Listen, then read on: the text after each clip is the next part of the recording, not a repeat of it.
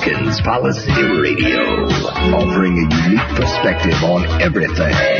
Geopolitics, culture creation, the reality of the world we live in.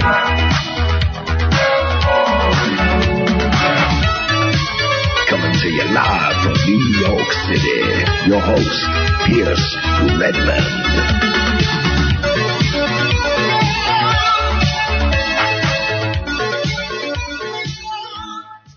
Okay, everybody, welcome back to another episode of Porkins Policy Radio. As always, I am your host, Pierce Redmond, and you can find this show here at American Freedom Radio, AmericanFreedomRadio.com, as well as on my website, which is PorkinsPolicyReview.com. And you can also find this on, all sorts of places, RSS, email. You can now find me finally on iTunes, which is a big help. As well as a rebroadcast later on in the week on a variety of other stations. So lots of places to go to find my podcast. And of course, if you want to support my work, then please visit my Patreon page. And please also support AFR. If you like the show, if you like me especially, then definitely go and support AFR. But today I am very excited about my guests. They are return guests. I don't believe they're on the line just yet, but they will be momentarily. Oh, they are on the – okay, I'm getting Danny telling me they are on the line. So we are joined by Stephen and Joyce Singular, who, of course, last appeared on episode 71 where we were talking about the JonBenet Ramsey case, and we're going to be discussing that a bit more today, and particularly a brand new I guess you would call it documentary that's out on Netflix called Casting JonBenet. But before we get to that, Stephen and Joyce, how are you? Oh, I can't hear Stephen or Joyce if they're talking right now. Can you hear me now? Oh, yes, I can. How are you, Joyce? Good, thank you. Can you hear me, Pierce? Yeah, I can hear you guys coming in good. All right, very good. Good. How are you guys doing? Anything new from the last time we spoke? Well, we always have new thoughts on this case, and so, we did watch this show, and we have a few things to say about it. There haven't been any really major developments in the case since we last talked, but we've continued to track it. Excellent. Well, before we kind of dive into the film and some of the things that it brings up and all the little nuts and bolts of that, this is as I said, this is ostensibly a documentary that's on Netflix. So if you have Netflix, I would definitely suggest that you go out and watch it. It is directed by Kitty Green, who is a very interesting director. She previously directed the film Ukraine is Not a Brothel, which some people might be familiar with. In that movie, Kitty Green spent many months or years, I think actually, living with femin activists in Ukraine. And I can already tell that some people in the audience are probably rolling their eyes at me talking or promoting femin or things, but it's a fascinating film, and it is very famous for uncovering the fact that during the earliest stages of femin, that it was really a man that was behind the scenes directing femin and orchestrating it and controlling many of the women that were involved in it. So it's a very fascinating documentary. And she also directed The Face of Ukraine, casting Oksana Bayul, which employs a similar method that she uses in this movie. And essentially what it is Kitty Green sets up a casting call for a reenactment documentary, in this case a reenactment of the JonBenet Ramsey case. But instead of actually making that movie, what she does is she has all of these different actors. So she's got, I think, probably like 6 or 7 actors that are being, quote, cast as John Ramsey and Patsy Ramsey, as well as JonBenet Ramsey. And essentially what goes on is she interviews these people, and they're all local actors from the Boulder area. They all have a intimate knowledge of the case, and as you watch the film, you'll see that some of these people knew the Ramseys, knew JonBenet, had similar things happen in their own lives. And basically they sort of go through the whole acting process of getting into character, and they do recreate several key moments in the case. And I'm probably not doing the best job at describing it because it's really something you have to watch. So I'd encourage people to at least go and check out the trailer, which I'll link up to in the show notes. And that gives you sort of a better idea of the film itself. But Stephen and Joyce, what did you think of the movie? What were your sort of initial thoughts on it? Okay, well, I'll start, and then Steve will put in his thoughts about it. I initially thought that the format was very novel, and it kept my interest at the beginning. However, it didn't keep my interest all the way for the whole hour, because I thought by the end of the hour it got a little, I don't know, one note maybe. And then the second thing that stood out to me, and to both of us actually, was that for the first time in all the things that have been broadcast about the case, all the ones that came out last year, Lifetime, CBS, CNN, and the rest of them, for the first time somebody actually mentioned that they had heard of, or there had been books written about sex rings and child pornography and that type of thing going on in the Boulder area. That got my attention because these are people that actually live up in Boulder. And, you know, for someone to actually say it in a public setting, I thought that was really very unusual. The thing that I thought a little, I don't want to give a spoiler. I have to give a spoiler alert here for someone that's going to be watching it. Well, that's fine. Yeah, no. Yeah, there's plenty of spoilers. Okay, the end of the show I thought was a little disjointed. I didn't quite understand all these, you know, reenactments of the of maybe John and Patsy having these, you know, arguments, and that just seemed a little disjointed for the ending for me personally. And then the last thing I'm going to say is that I mean, I'm glad that they're having shows like this. I'm glad that the true crime genre has now, you know, gotten so much attention on places like Netflix, HBO, like programs like The Jinx, Making of a Murder, and now this one that I'm watching and I'm just riveted by called The Keepers on Netflix. That one has a lot of the elements to me that I have found working on the JonBenet case, that this element of cover-up and secrecy. And it's very well done. And I would highly recommend that one also to your people listening that are interested in this type of subject, and particularly because crimes can be solved, you know, and they could actually be impacted by these movies and documentaries that people are making. And unfortunately, in the Ramsey case, I think that it might take a very long time for the truth to come out, as in this case of the Keepers that took place in Baltimore, Maryland. That case was from 1969, and just now people are coming out and talking about it because they've been silent for so long. They've been afraid to talk. And I kind of think that maybe, hopefully someday, that same type of treatment will be given to the Ramsey case with the quality of the documentary that they're doing now on the Keepers. Steve, do you want to talk about your thoughts on it?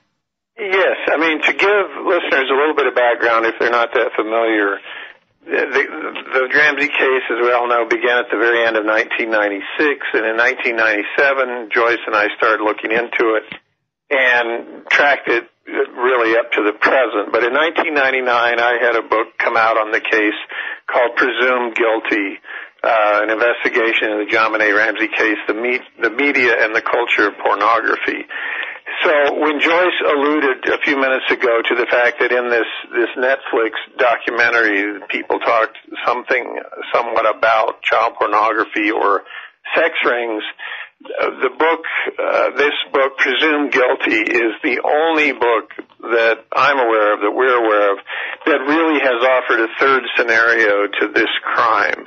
And the two standard scenarios that everyone talks about are the parents did it or an intruder came in the house and did it. And we have never gone down either one of those roads, but have tended to explore this much more as more of a social crime than a personal crime, like a mother gone bad or a brother gone bad, something like that. Yeah. And looked more at the culture of the child beauty pageant culture, the culture of child exploitation, the use of child pornography on the internet, which is a vast industry and has only grown over the last 20 years. And so it was interesting, as Joyce said, to hear a couple of people allude to these things that were going on in Boulder at that time. our book explores that area of Boulder and what was going on in certain places, and again looks at the case that there are more alternatives than just two.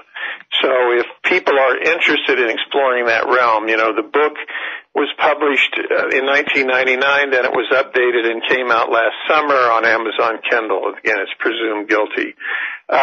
It brings everything up to date, and the most interesting thing that it brings up to date is that for about a year and a half in 1998 and 9, a grand jury looked into the case, came to some conclusions, but those conclusions were sealed, and they were in fact sealed for the next 14 years. In 2013, those documents were unsealed, and what we learned was that the grand jury had in fact indicted the Ramseys not for murder, but for exposing their child to the people who killed her, which, if you think about everything I'm saying, that's precisely the theory that we were putting forward in the book, that they're not killers, they did not kill their child, but maybe inadvertently they put her in circumstances or around people who did commit the crime. So all of that is very interesting. In terms of the developments in the case, the most interesting thing I found in the documentary, and again, I'm probably a little bit prejudiced because I come out of it as a journalist more than anything else. So some of the experimental parts I thought in it worked better than others. But when the actors were not talking about the case, the actors who are auditioning for these parts, when they were talking about their own lives, their own experience, they talked about being in morally ambiguous situations. One father talked about how his son broke the law, but maybe he was justified in breaking it, and he would have protected his son from law enforcement. Women talked about being sexually molested when they were young and how they never talked about it.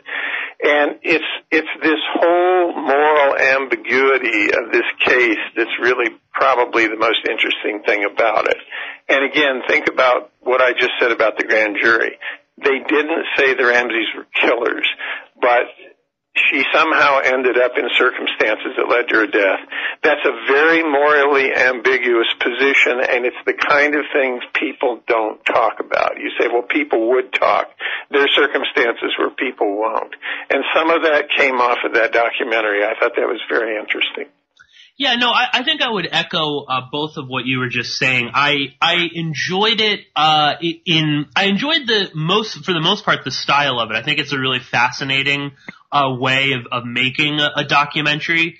I do, Joyce, I agree with you in that I don't think it really sustained itself for the full hour and 20 minutes. Mm-hmm. And, I had some issues along the way that I think we'll get into a little bit later. But in a broad sense, I think it's amazing that, they're covering the Ramsey case in a new way and in a way that doesn't, initially just sort of cast, theories that, it was all the parents, because multiple theories are explored in this documentary, and Kitty Green does it in a way where she really kind of layers it, where we start with, of course, Patsy was guilty, and then we get, but of course John was guilty, but the Santa, but there was child pornography, and it gets to a point where I felt as if there's some validity to all of these theories, that many people contributed to the horrific murder of this young girl, and that they should all be kind of we should be looking at all the sorts of angles and kind of bringing them together. And as you said, like in the grand jury report, for instance, I always point people to that. The Ramseys were guilty of exposing their daughter to the people and events that led to her death. But obviously there's a lot more to that. And I do also echo what both of you were saying. I think it was very brave to bring up the this sort of, secret, this open secret in Boulder about child pornography, about child exploitation. I thought it was brave to also bring up the whole issue of Santa Claus and the secret meeting that JonBenet claimed that she was going to be having with Santa. We spoke about that in both episodes that we've done. And that, again, too, is something that people very easily just sort of poo-poo as a crazy conspiracy theory, but they bring it up, and it becomes very central to Kitty Green's film. So I thought those were all very, important and very brave, too. Especially in a day and age where if you don't sort of follow the norm that the media and other people sort of put out there, you're labeled as like nutty, and I'm sure both of you have had to deal with this through, the numerous cases that you've covered. Yes, definitely. Yeah. So, and as have I, of course too. So that was really kind of a fascinating thing. And,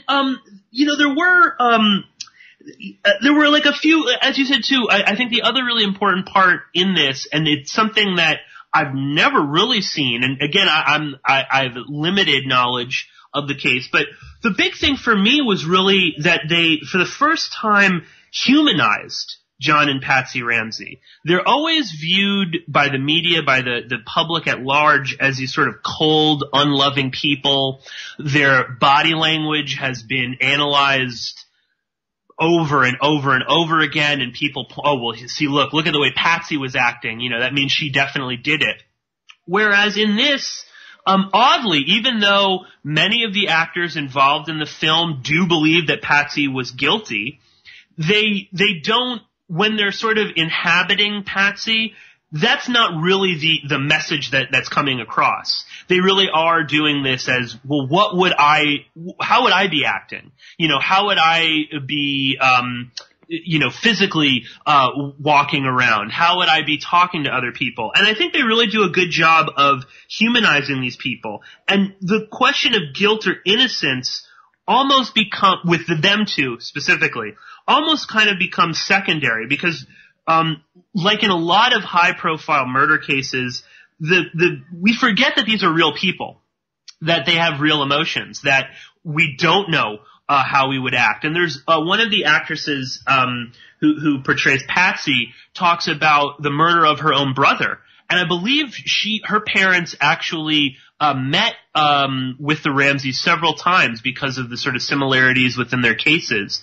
And so she had met them before. And, she talks about how when she found out the news, she was screaming and yelling and she was, totally lost control. But her parents acted very much like the Ramseys did in that they were almost like in a trance, that they had sort of left their bodies and they weren't really there anymore. And there's a bunch of moments like that throughout the film that really kind of show you that you really have no idea how somebody would act. And you can't go by a few press conferences and, Larry King interviews and decide, they did it, definitely, because, of the way that they acted on Larry King Live. You brought up that point, Steve, about character motivation. Do you want to expound on that a little bit? Well, one of the things that fascinated me was because the case isn't solved, and because, there are many things we don't know, an actor, searches for the motivation in the character, obviously. If you have a novel that you're working from, the novelist has worked all of that out for you. In true crime, cases usually get solved, when documentaries or films are made. This is a totally different situation because you're auditioning for a part where you really don't know what the character's motive was because you don't know exactly what circumstances they were in. And yet, I think, Pierce, you're raising a really, really good point that you cannot know what people have actually experienced or how they would respond to something. When I think about these cases, I always think of, obviously something did go on that night, or outside of that house, perhaps the crime may have occurred outside the house, but the body was clearly brought back in, and this had to be done very, very quickly. And there had to be, whatever best actions you could come up with. It would never occur to you at that moment that this would become, the JonBenet Ramsey case. I mean, you're just scrambling to survive. You're just trying to do whatever you have to do to get through those few hours. There were reports, that there were lights on in the house, in the Ramsey house that whole night.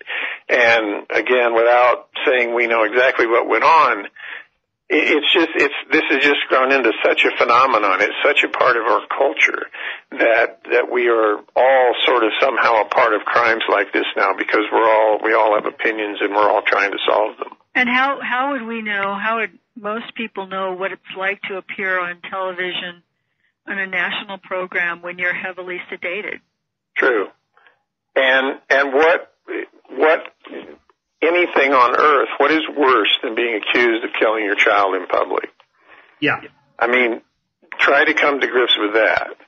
Millions of people suddenly are convinced that you've murdered your child. And, for 99.9% of us, that just doesn't apply. So it's just a phenomenal, it's just the whole phenomenon that we're looking at. No, and a great point also to bring up that Patsy was, heavily sedated. There's long sections in your book, Stephen, where you discuss that Patsy was, taking all sorts of tranquilizers, that she you talk about the very famous story with her close friend, sort of trying to put her to bed, and Patsy saying all these sort of strange things. And again, I mean, how would anybody react if you're in a press conference saying, I didn't kill or molest my daughter? And especially if we're going from the premise that the Ramseys had some idea as to who did this, and they're essentially terrified of what will happen if that is sort of ultimately revealed. Right. And there was another a great sort of theme in this movie too, is the whole issue of bedwetting, which of course became central to many of the theories as to how JonBenet was murdered. And I'm sure my listeners are somewhat familiar, but again, there's this idea that because JonBenet was bedwetting quite frequently during this time, that Patsy somehow completely lost it and kills her daughter because she was wetting the bed. And there are some of the actresses and actors in the film do say, oh yes, of course, this is what it was. Totally. She they use this ridiculous thing that she was turning 40, and that she was jealous of JonBenet, and she got angry that she wet the bed, so she murders her daughter, bludgeons her over the head, then strangles her, then stages this crazy crime scene, then writes a 3-page ransom note, and then calls the police. And let that sink in, because that's really an insane. I don't know who would think that this is possible. You a woman that she hits her with a stun gun too. Yes, right. Yes, yeah, right. Hits her with a stun gun, and that's so. Somebody that has that much rage and loses that much control, could they possibly have the wherewithal to then stage the crime scene, write a ransom note, call the police, and then go on national TV? I mean, think about that for a minute, logically. And also not only do all that, but then construct these complex nautical knots, fashion a garrote. Yeah, It's a lot to ask of someone, I think. Yeah. Well, and they juxtapose that in the film with one of the I thought she was actually really great. She was like my favorite Patsy. Was this one woman talking about her own son, who constantly wet the bed, and when he was being potty trained, he would pee all over the house, and she talks about how she completely lost it. Not to the, and we got all these. Are you being if you're being evacuated, Pierce, just let us know. Yes, I know. Yeah. Well, no, this is just serious. Typical 4:30 cop cars driving by, but and she talks about completely losing it, not to the point of hitting her child, but she talks about I didn't think that something so trivial could get me into such a rage that I would be, screaming at my son. And she says to this day, she is ashamed of how she acted over her son wetting the bed a few times. So again, that's, I think, I really appreciated that Kitty Green stuck that in there, because I think we forget, everybody wants to be the ideal parent, especially when a horrific crime is committed. Nobody wants to look inward and say, well, have I ever done something, lost my temper in a way that is embarrassing? And nobody wants to say, oh, I've acted like this child murderer, Patsy Ramsey. But, time and time again throughout this particular film, there are moments where parents act irrationally out of, love for their children, out of frustration for their children. Stephen, you brought up the father who admitted that he, sort of hid his son from law enforcement because he was not going to, he's not going to give him up. It's his son. And he says he was justified in whatever illegal thing he had done, which, wasn't murder or anything like that. But, so those are really kind of fascinating, moments. And, my hat's off to Kitty Green for that. I do think, again, that it sort of falls a little bit flat at the end. There are also just some gorgeous, sort of beautifully haunting shots of Boulder, in the winter. Which are just tremendous. And it sort of made me terrified to ever go to Boulder. You've never been to Boulder? No, I have not. It's stunning. It's beautiful. Yeah. Oh, yeah.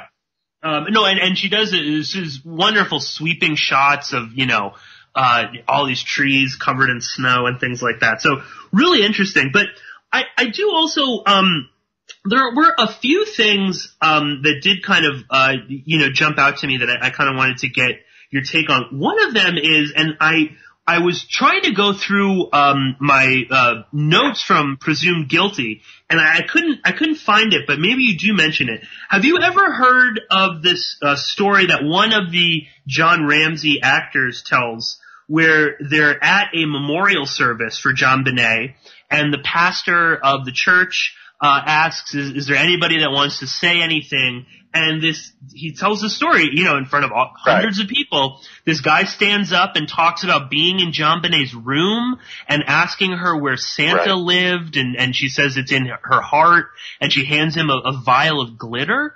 Well, yes, have you heard of Bill this? McReynolds. This is the Santa Claus that everybody knows about. And, the strange thing about that is that, like he's saying, everybody he talked to, he told the same story. In other words, if you were trying to conceal something, you probably wouldn't stand up in church and tell the weirdest story you could possibly come up with, which caused this guy on the film to say, well, yep, he's the killer. But, he said the same thing to everybody. And it was just this little back and forth with JonBenet where, something about glitter in his whiskers or something. But, he was cleared. He was not considered a suspect after a brief period of time in Boulder.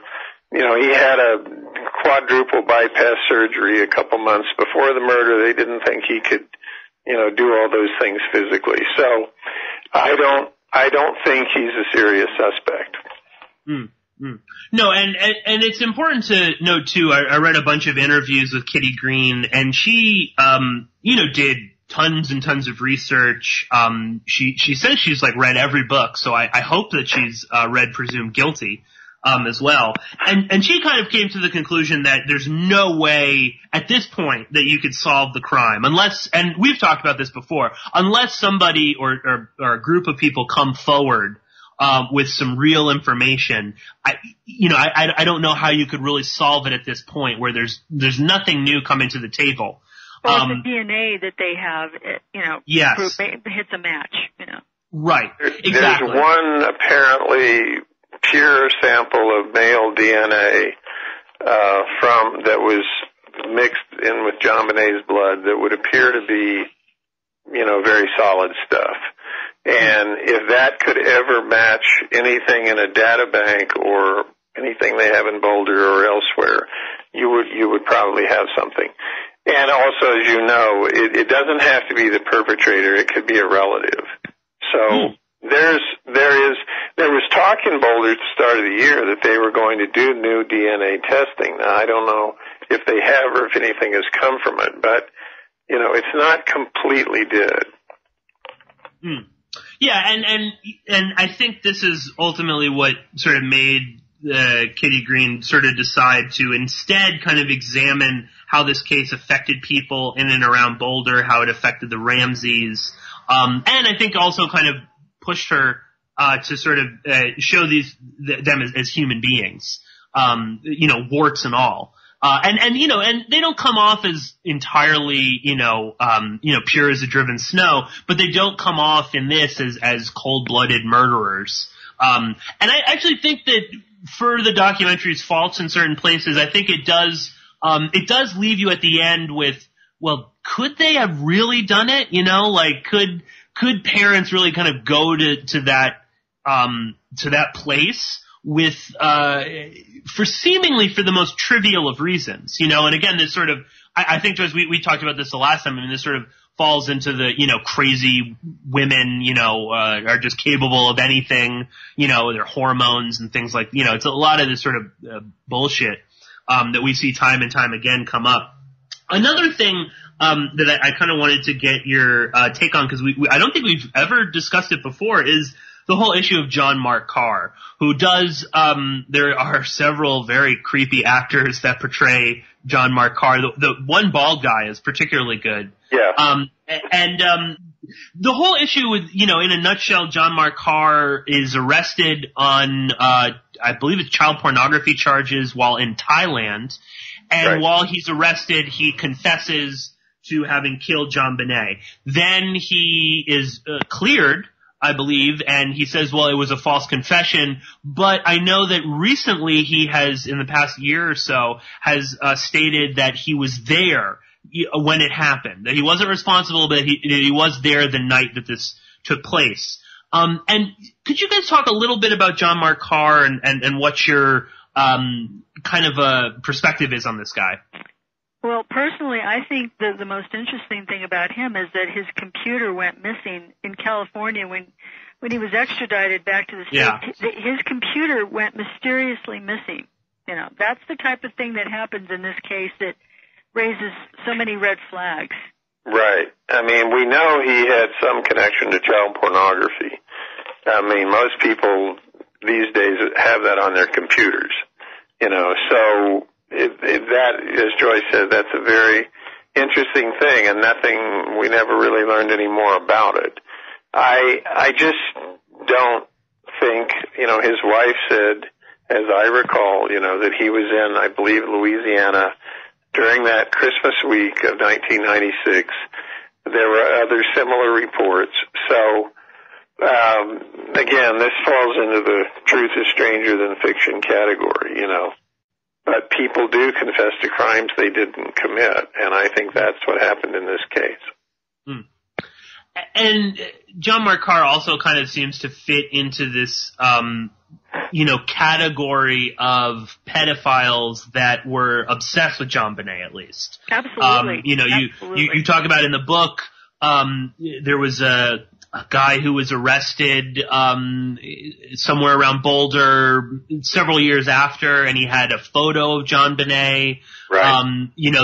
There were lots of child porn rings that were busted, where there were photos of JonBenet from pageants, that there were photos of JonBenet's face superimposed on other people's bodies. Right. So right.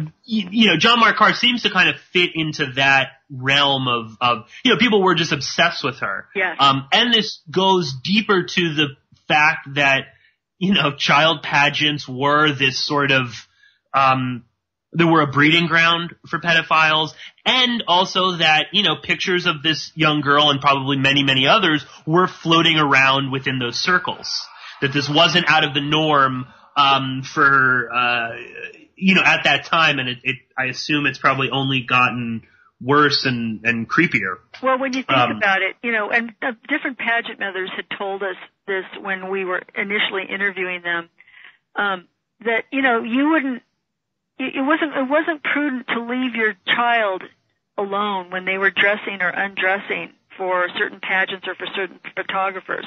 Because if you think about it, look how easy it would be for a photographer to take a picture of an innocent child and then put it on a computer somewhere without the parent knowing, and then peddled on the on the black market, on the dark web. Or back then I don't think the dark web was in existence, but there were still these dark recesses of the web where these things could be bought and traded. So I think that the whole climate of child photography, child pageants, you just don't know who's fixating on someone as beautiful as JonBenet. I mean, it could have been a photographer, it could have been pageant sponsors, pageant judges. The list goes on of the type of person that you might have accidentally stimulated by dressing the little girl and with so much makeup and in these provocative costumes. You don't really know who you're stimulating when you do that. When we talked to those mothers, the thing that struck me anyway was that a couple seemed attuned to that, to that sort of dangerous underbelly. And the feeling that I got from it is that Patsy was very naive, that she'd come up in that, child or that beauty pageant world at an earlier time where, you didn't have the internet, you didn't have all these ways of making money around this stuff, and that she would not necessarily have been nearly as street smart or as aware of the kinds of things that might be going on around her child.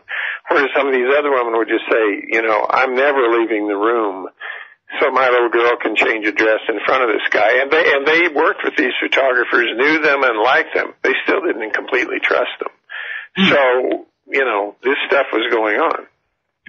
Well, yeah, again, I mean, you Pam Griffin, who's a big source for you, who was also involved in pageants, said she would never, ever allow her daughter to be alone with any of these guys. And, people who are familiar with our shows on this, I mean, will know, Randy Simmons, the photographer who acts, I mean, so bizarre. I mean, if he wasn't involved, he definitely knew of something that was going on.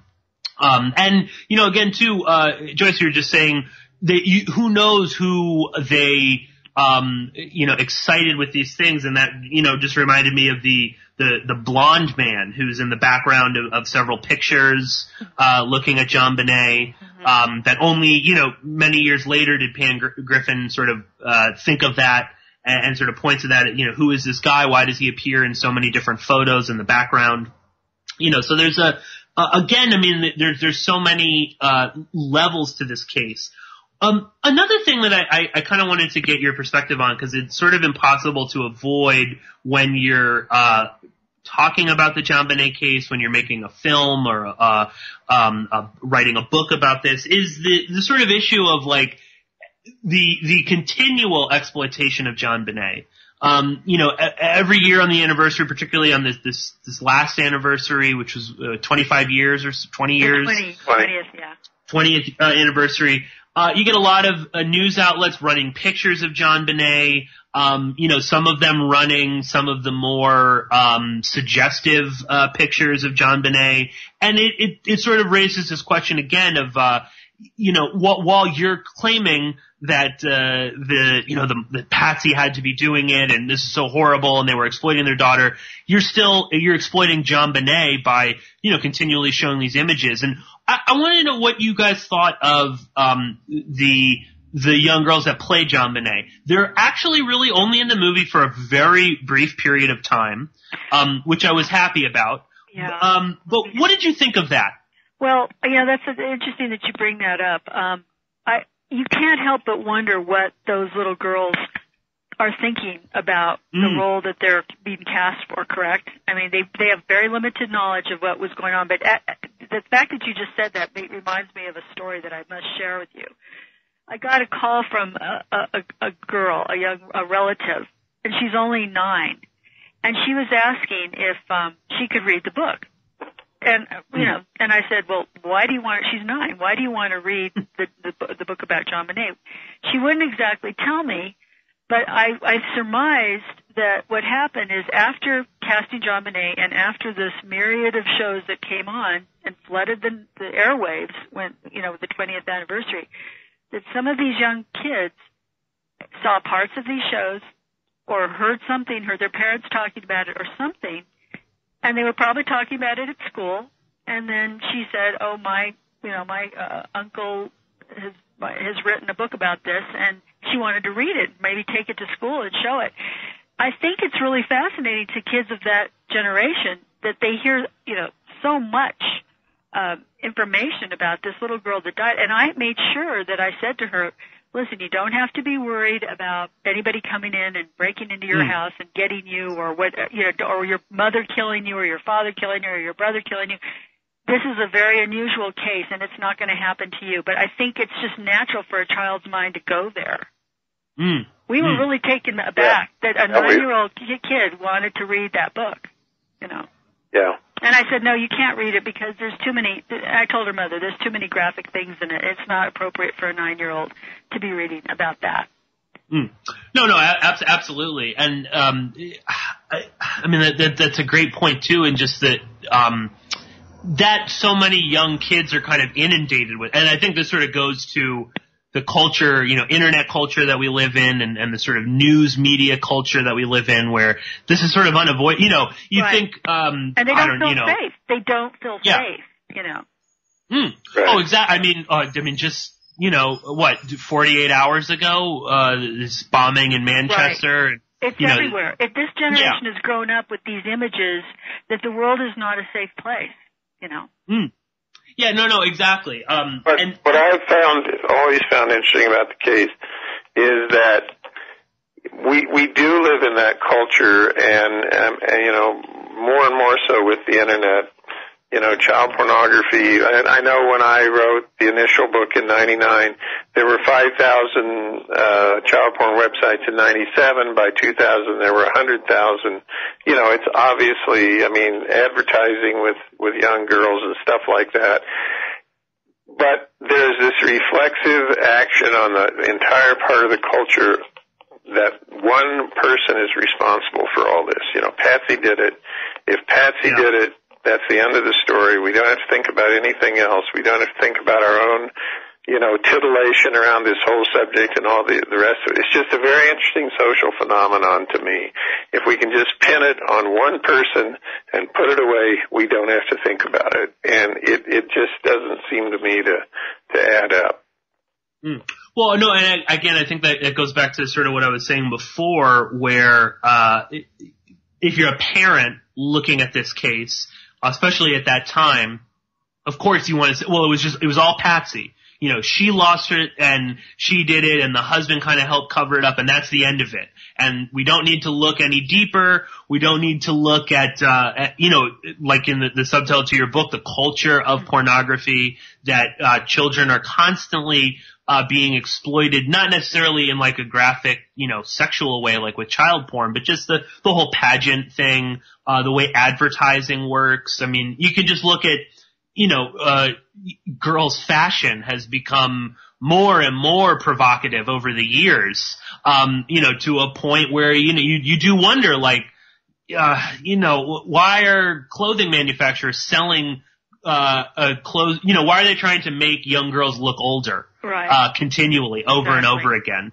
And what does this do to the psyche of, men worldwide?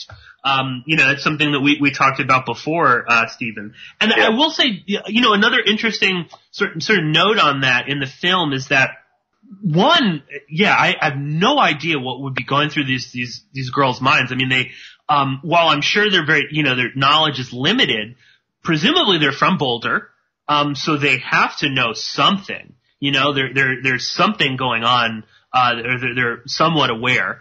And then, interesting moment in the movie is when the makeup artist is applying makeup to them, and none of them look happy at all. They look very uncomfortable. They don't, they don't want to do it. One of the little girls is like, do I really have to wear a wig? Why do I have to wear a wig? And I found that to be kind of an interesting and sort of made me uncomfortable, as well, because it's, you just sort of wonder, did JonBenet feel like this at points? And it was just sort of interesting that you would, Maybe that was sort of me being optimistic and sort of saying that there are, hopefully there's a new generation of young kids that are not so comfortable with this and don't want to be kind of paraded around basically in front of just adults. Other little kids are, I'm sure they want to win, but they're not, it's not kids judging other kids. It's grown men and women. There are certain kids that respond to it and like it, but I think JonBenet was one of them. But I don't know if you've ever watched that show called Toddlers and Tiaras. Yes, I have seen it. If you've seen that, you've seen there are kids that are not comfortable with it, and they're more being pushed into it by their parent. And you feel bad for the kid because you can tell they just would rather be out playing outside or riding a bike or getting dirty, and some of them look miserable. Well, that just reminds me too of I don't know if either of you two have followed the Honey Boo Boo, which is this reality show, and it's only come to light in the past couple of years that Mama June, the mother, was only dated pedophiles apparently, and that some of these guys that she was bringing home were abusing some of her own kids. So it's not, that world still exists. And that's like the ultimate exploitation of children on so many different levels with that show.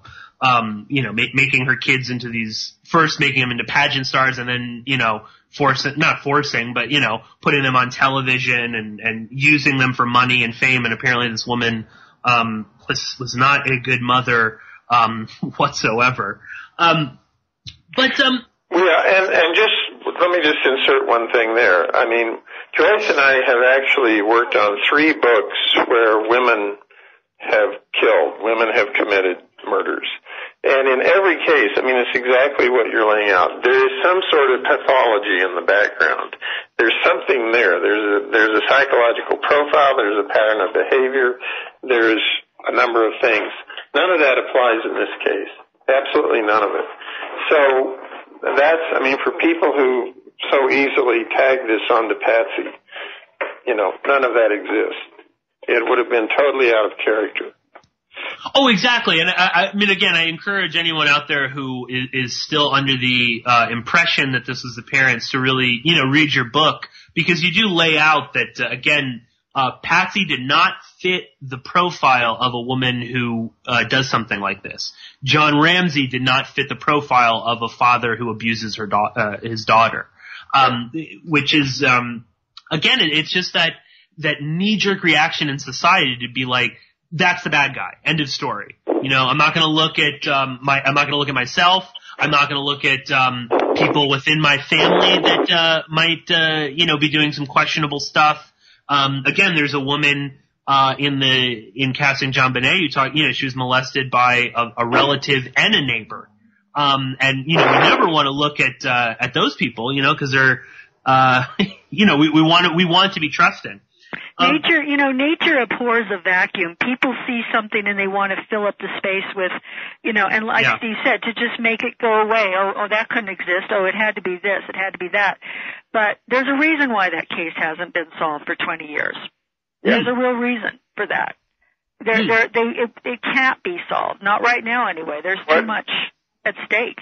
What shuts everybody up? What causes a district attorney to have grand jurors sit for 13 months, which grand jurors usually sit for a week or two on a case, for 13 months to listen to evidence, testimony, etc., to ask them to do their job, to come back with indictments, and he won't sign the indictments. He will not pursue the case.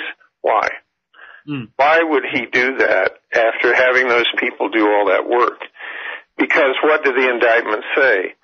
That this was not contained within the household, that this is not just about a family, it's about something bigger than a family. And that's the legal record that's here. That's what I wish, all of these shows that have been on, ever since last summer, last September. You have one of the very, very few shows where this gets talked about. All of it implies a larger social crime and a larger social reality. And I found it fascinating too when the whole issue of pornography and child abuse in Boulder is brought up. the one actress who brings it up is shockingly nonchalant about it. It's just sort of, again, that this was sort of an open secret. And she kind of, dismisses it, but is like, yeah, it was a thing.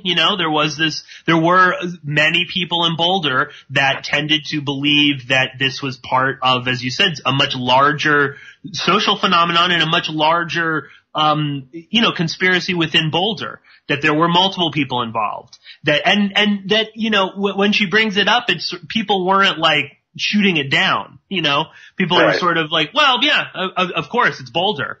Which is horrifying to think about. Right. We're getting up towards the end of the hour. So, are there anything else related to this movie or to the case that you wanted to talk about? One thing I'll throw out. I thought it was interesting that when they talk about Burke, which is JonBenet's younger brother, as being the killer, and they sort of say, "Oh yeah, he did it," and then they talk about but a little kid couldn't bash in a girl's skull, and they have the kids hitting a watermelon, and many of them break it, but some of them don't break it, which I thought was interesting. Of course, like in the CBS show documentary that came out, the kid breaks it like in one go, thus meaning, of course, Burke did it, because this one kid is able to do it. So I like that they showed that some of these kids, they could barely hold the flashlight. It was so heavy. Anything else in the film, or about the case that you kind of want to impart on the listeners? Well, I'd never, really thought about this until right now, but, if we take the grand jury as a sort of template for what may have happened here, in other words, two parents probably inadvertently exposed their child to something that ended in her death, but something else happened that prevents them from talking about it or telling the truth. If you want to talk about an acting job, somebody being in an actual situation of having to act, I think that's an incredible challenge if this would ever come out as some form of drama or something like that. Because I think it goes to the heart of this kind of moral ambiguity that some of these actors talked about on the show. I think what you said earlier, Pierce, these are human beings. These are people. And at least for myself, I feel like they were trapped in an absolutely horrible situation and had to make the best of it as quickly as they could and could never imagine what was going to happen to them after that. And, if you just look at it as pure drama, that's about as dramatic as it gets. You have to lie to the police. You have to lie to the authorities. You have to lie to your friends. You have to lie to everybody to at least try to protect what you have left. And that is, like Joyce is saying about this other show, these real life situations are more fantastic, more complicated, more layered than most things we can think of. Joyce, anything you want to leave the listeners with? Well, I just want to thank you for having a discussion that is open to other theories. We get real tired of just hearing the same old. So I really, kudos to you to being open-minded and and thinking outside the box and being open to other theories. I think more people need to think along those lines in order for something like this to be solved. Yep, I totally agree with that. Well, I thank you. That's a huge compliment coming from both of you. Quickly, because we have just a few more minutes, Stephen, have you seen the news that OJ Simpson is going to be going before the parole board in July? Yes, I have. We saw that. Okay, yesterday. Any quick thoughts from you two on, is it possible? Will he get paroled? What do you think? I told Steve when I saw that, I said, I bet anything that the Goldmans will be there, at the parole hearing, and they, just like at the Manson hearings, and saying absolutely he cannot be paroled, In any other circumstances, he would absolutely be paroled. He served 10 years for, not a very major criminal situation. He would absolutely be paroled. If the system works as it works most of the time, he'll get out. No, but I know. Prejudice hangs over from the other stuff. What do you think will happen, Pierce? I don't think he's going to get it. I think, like you said, I think the Goldmans are going to definitely show up. I'm assuming that right now with the news that his parole hearing is going to come forward, they're going to get their PR machine into full overdrive. I think we're going to see, more of these sort of bogus stories like that OJ and Casey Anthony are going to do a reality show together. We're going to start seeing more of those sorts of things planted in the media. And of course, it won't come to fruition. But we are coming up on the break, and I just want to thank Stephen and Joyce Singular again for joining me. You can find all of their work at stephensingular.com, and I am sure that we will be having them back on the show very soon. Thanks, Pierce. Thanks, Pierce. Thanks so much.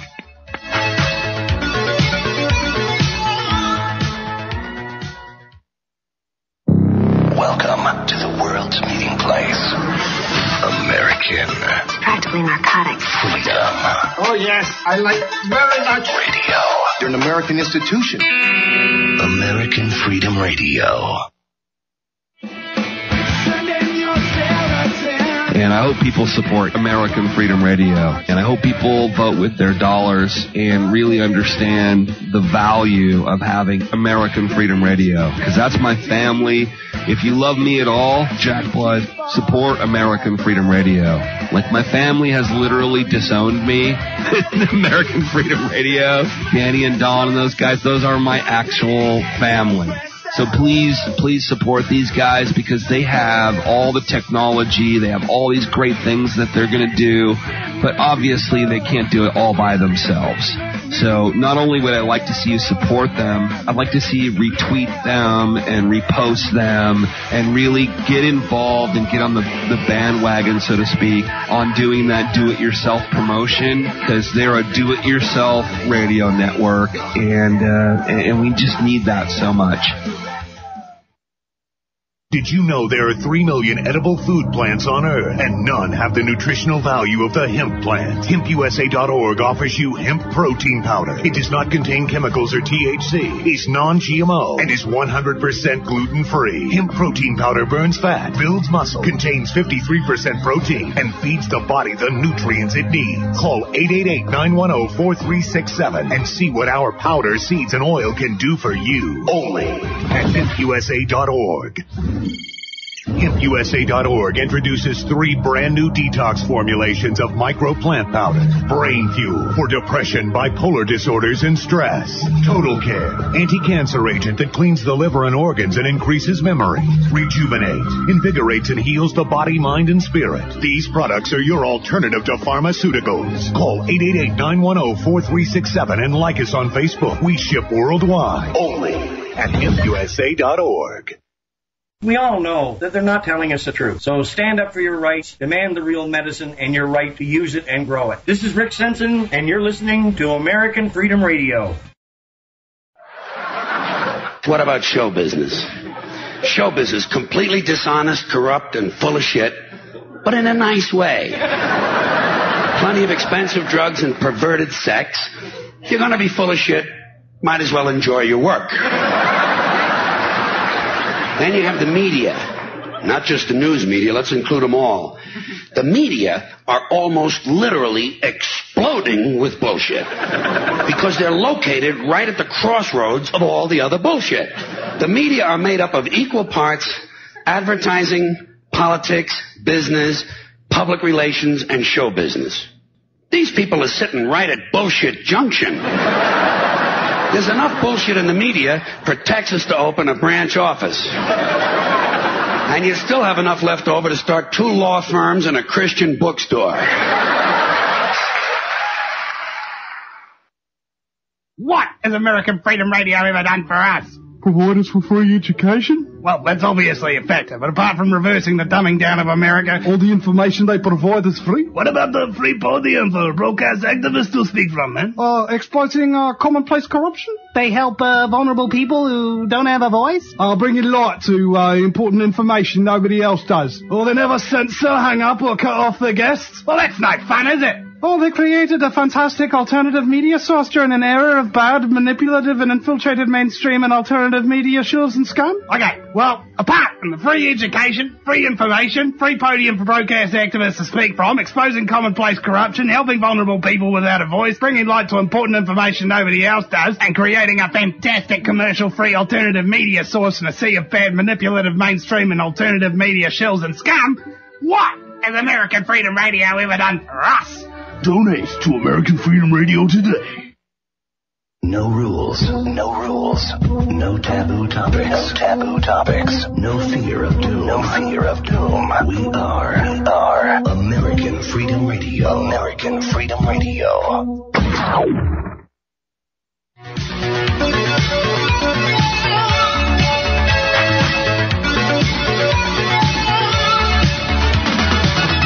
Porkins Policy Radio, offering a unique perspective on everything.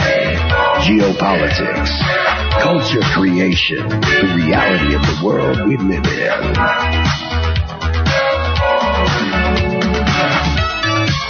Coming to you live from New York City, your host, Pierce Redmond.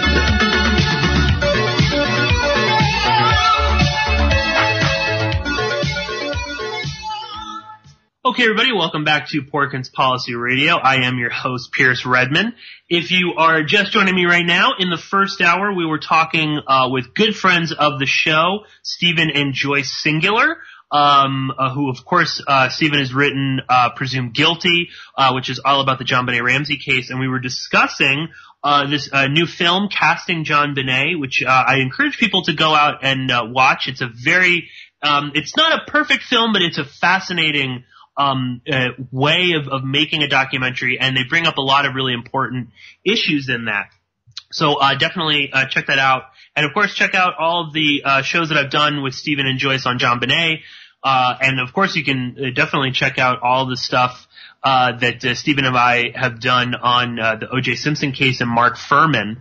And of course, Stephen wrote the book Legacy of Deception, which is all about Mark Furman and the LAPD and OJ, and I'm sure I'm just sort of talking, preaching to the choir here with that. But anyway, I do have quite a lot to get into in this second hour, but I just wanted to take a moment and say that here at AFR, we are in the midst of a bit of a funding drive right now. We've got a lot of really fascinating things on the horizon for AFR. We want to bring on more amazing hosts like myself and Ed Opperman, Chuck Ocelli, and others. And we want to update the website. So if you can, please, donate whatever is possible right now. I know that money is tight for everybody out there. So, don't break the bank, but if you can, help support AFR, it's greatly appreciated. And I will, of course, link up to the direct, PayPal donation, for AFR. So you'll find that at the bottom of the show notes, for this episode. And of course you can go directly to AmericanFreedomRadio.com and become a subscriber or give a donation. We also have Patreon, of course. And if you want to support my work, you can also visit my Patreon page, which is just patreon.com/Pierce Redmond. And of course, if you sign up at the low price of $5 a month, you get access to the special subscriber-only bonus podcast. Most recently, I had Ed Opperman on talking all about what it takes to be a private investigator, the lifestyle of a private investigator. But we talk about a lot of stuff. We talk about Dog, the bounty hunter. We also talk about Bo Dietl's mayoral run here in New York, and I'll definitely anytime we get some good Bo Dietl news, I'll definitely talk about it on the show, because he's he almost makes Trump look like a class act, so that should give you an idea of who Bo Dietl is. And just a few other little things. I'm getting a lot of emails about Porkins' Great Game with Christoph Gehrman.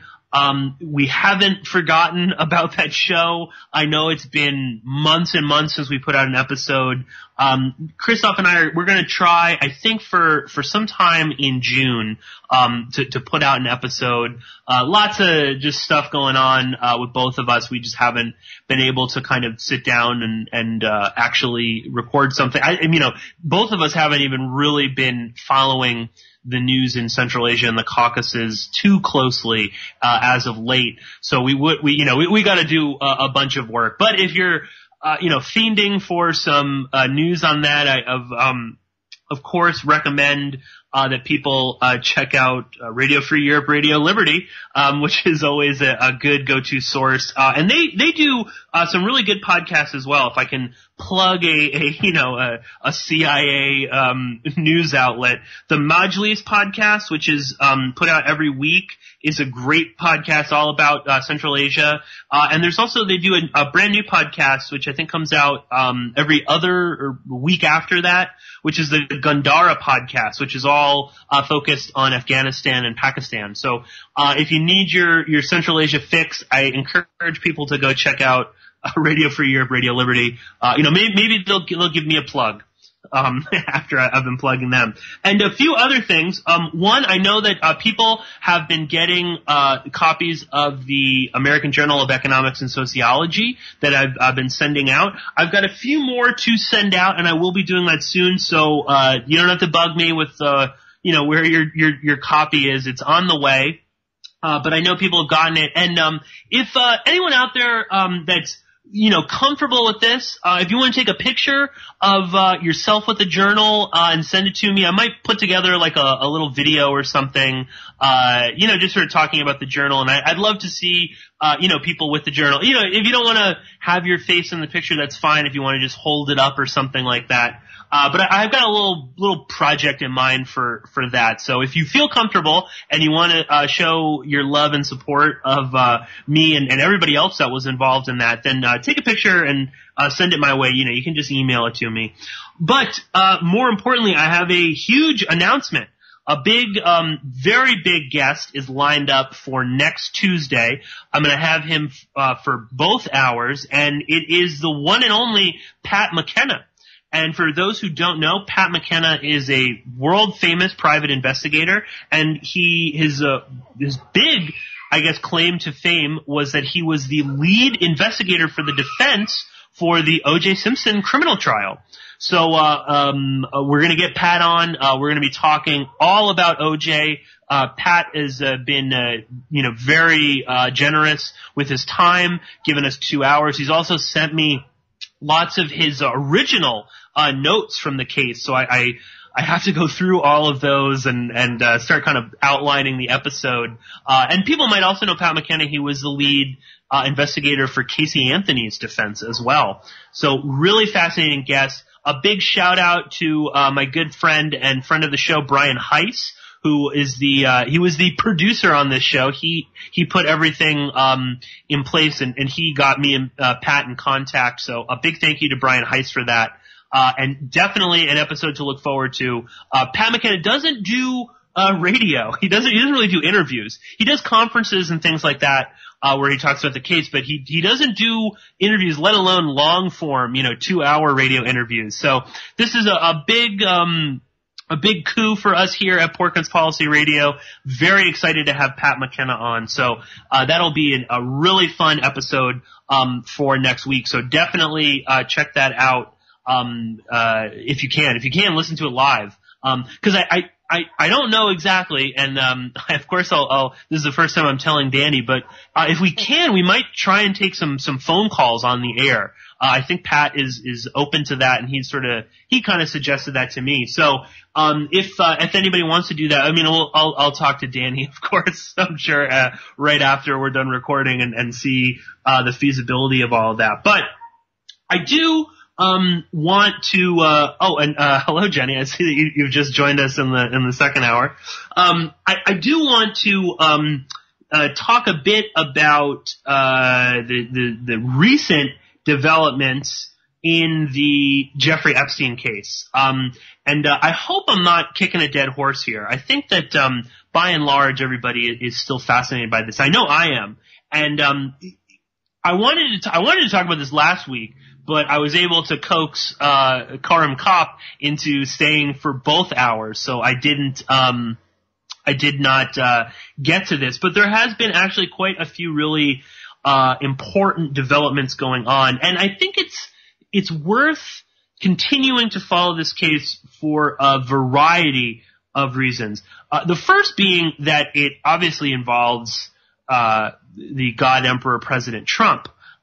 Despite what his supporters will say, he is intimately involved in this, and I think there's reason to believe that I hopefully will lay out in a concise manner that it's getting closer to him too. That this is not going away, and that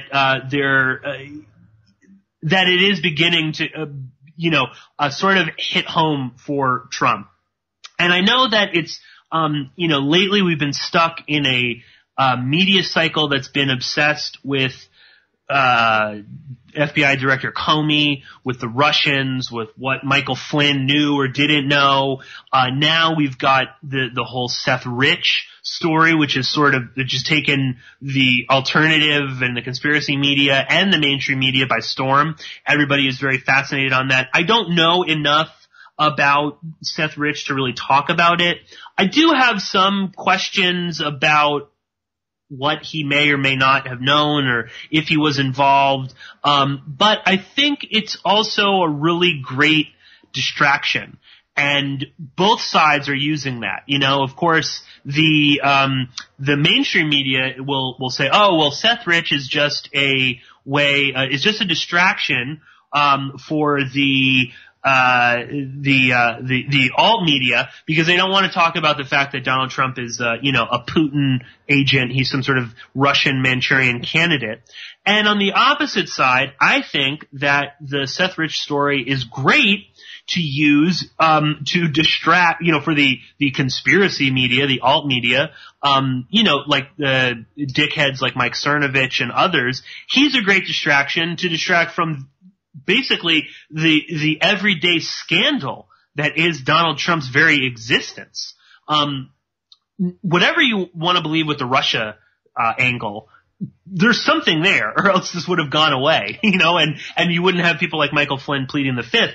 But more importantly, I think Seth Rich or stories of that nature are great to distract from stories like Jeffrey Epstein, like the Ghislaine Maxwell defamation suit that's going on right now, because those are stories that are on the periphery. Unless you're fairly plugged in, like I am, and like I think all of you are as well, it's very easy to miss those stories when you get, if you go on Twitter and all you're seeing is a bombardment of Seth Rich this, Seth Rich that, the Russians, Saudi Arabia, this, that, and the other thing. So I do want to talk about some of the stuff that's going on. So what is going on with Jeffrey Epstein? First and foremost, and this is really important, Richard Johnson, who is the Page 6 gossip columnist for the New York Post, people might be familiar with him.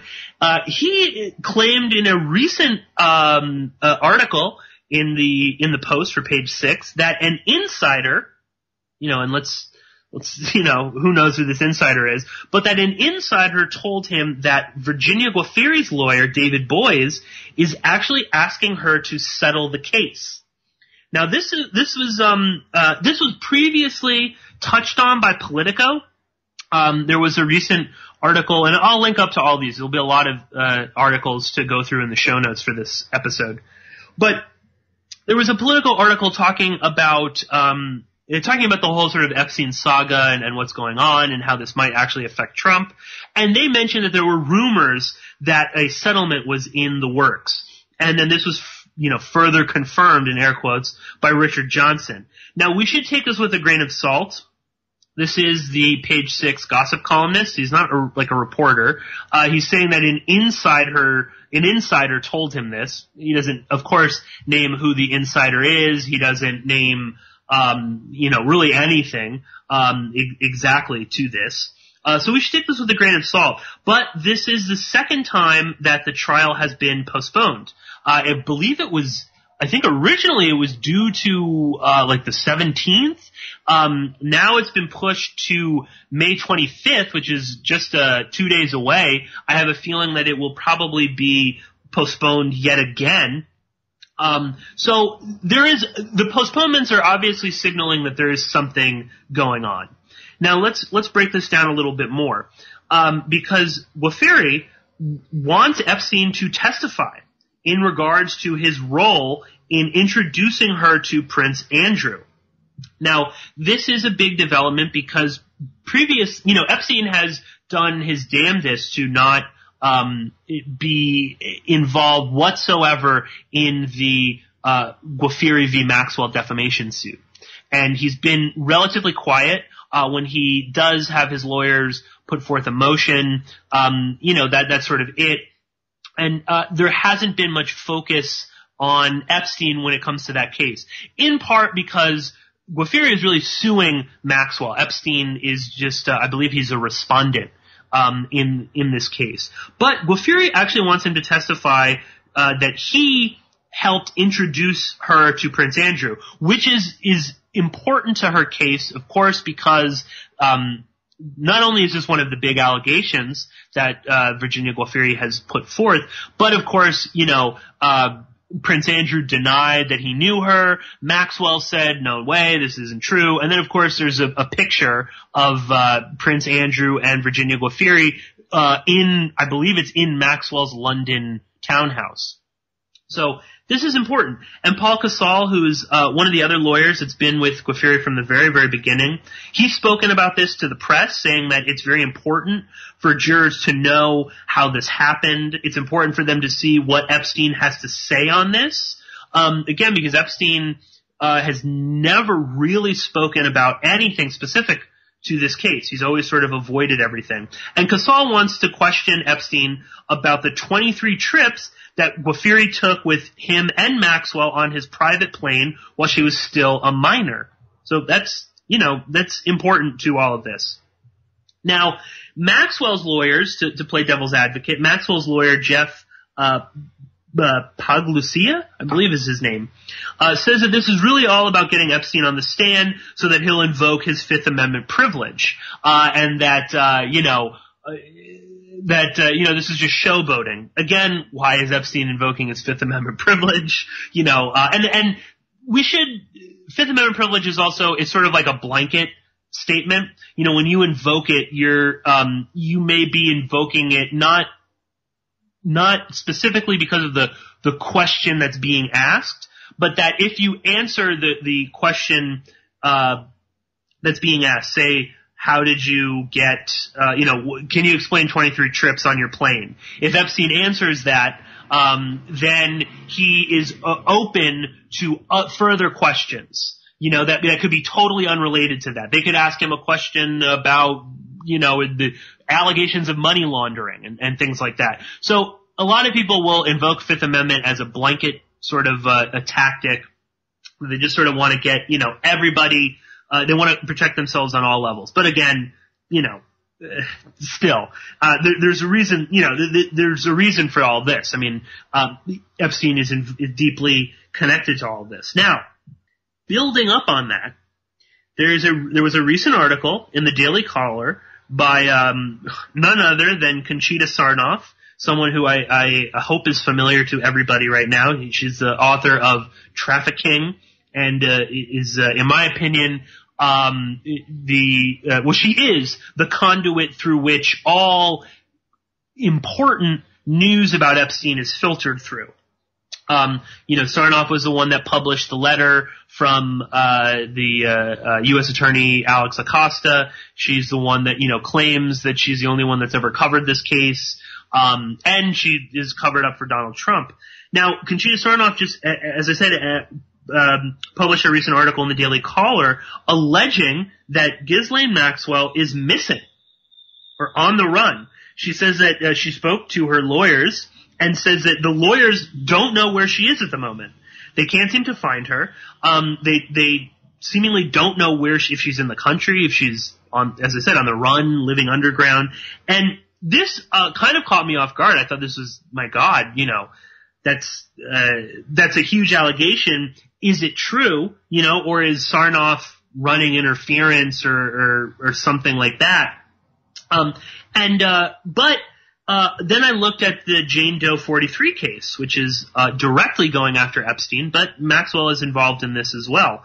And in the Jane Doe 43 case, there was a recent motion for an extension of time to effectuate service on Ghislaine Maxwell. This was filed by Brad Edwards, who's also one of Gualfieri's lawyers and is also representing Jane Doe 43.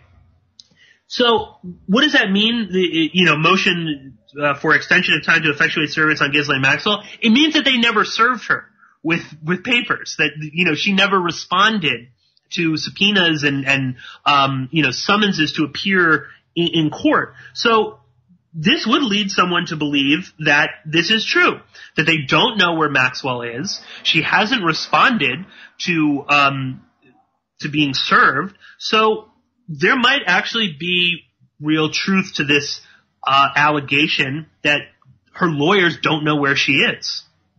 Now, again, just like with Richard Johnson and the New York Post, we should take everything that Sarnoff says with a grain of salt. Again, with a huge grain of salt, maybe a whole cup of salt, because Sarnoff is dirty as the day is long. She's been running interference. She's always always the conduit through which all important stories about Epstein and Maxwell and that whole saga are always filtered through Conchita Sarnoff. So, and again, it should be important that who is the one reporter out there that's talking about Maxwell being missing? Conchita Sarnoff. And I don't even want to go through the whole Sarnoff thing. I've done lots and lots on her, so you can check out, previous episodes, where I talk about, Sarnoff. But this is pretty crazy. And I'll briefly say again, Sarnoff is she was the one that put out the story about Alex Acosta, who was a U.S. attorney who basically ensured that Epstein received this sweetheart deal. Now, on that note, just before Alex Acosta testified before Congress, because he is Trump's labor secretary, I believe, Sarnoff wrote another article in the Daily Caller, again, defending Acosta. Okay? Even though he basically protected him and broke every sort of protocol by not notifying the victims before his sentencing. And Maxwell sort of goes through, Sarnoff in her article talks about how, well, yes, he wasn't perfect and he did some things that were a little bit questionable as a lawyer, but ultimately he's one of the good guys because he got Epstein in prison. Even though it was basically, nothing. He only got a few months. He didn't even serve full time. He was on a work release program so he could leave, Monday through Friday. He could just go about doing whatever the hell he wanted to. He only had to return at night. Allegations that he even left the country, that he flew down to the Caribbean, to his private island. He was meeting with all sorts of crazy, people while he was in prison. And, and then, when he came out, he was given a hero's welcome by, Katie Couric and George Stephanopoulos and celebrities and all this sort of stuff. Even with all of that, even the fact that Acosta, was, clearly protecting Epstein, Conchita Sarnoff gives him a pass. He's a good guy. Even though he did the fucking bare minimum in terms of prosecuting this guy, that he didn't tell Epstein's numerous underage victims about the sentencing process where they would have been entitled to have their say in all of this. Conchita Sarnoff is still saying, no, he's a good guy. And, of course, where does Acosta go to work? Well, he's going to work for Trump, who Sarnoff claims, had no connection to Epstein whatsoever. Trump is a good guy, nothing to see here.